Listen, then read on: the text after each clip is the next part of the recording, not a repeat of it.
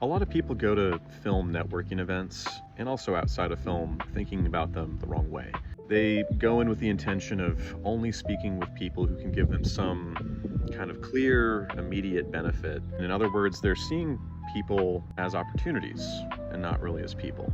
Sometimes it can be hard to get out of this mentality when you're in the process of seeking opportunities and collaborators on the projects that you're doing. But networking events simply aren't going to serve you, or anyone else for that matter, if you don't focus on connecting with people first and foremost. The best way to go about this sort of thing is go in with the goal of finding a few people who you really vibe with and get to know them. And if the conversation's flowing, don't rush on to the next person. Just let that conversation go to its natural conclusion. I talked previously about friendship first networking, and that definitely still applies here. I think that's the best way to actually get valuable connections and also put yourself out there as a valuable connection for others. This establishes trust, and better yet, that person is more likely to actually help you down the line with whatever you might be doing. And of course, the same goes from you to them. It's a two-way street when it comes to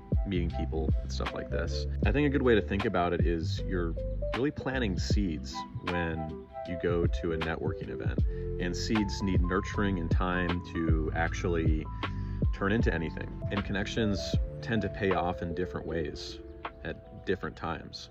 For example, with Children of Zalketh, I met my DP and producing collaborator at one event. It took many months until he was able to get around to looking at the script, and eventually he joined the team.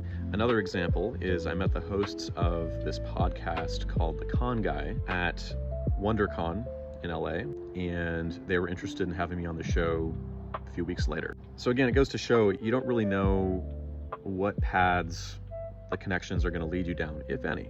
And if it just ends up being a good friend that comes out of an interaction, and that's also great.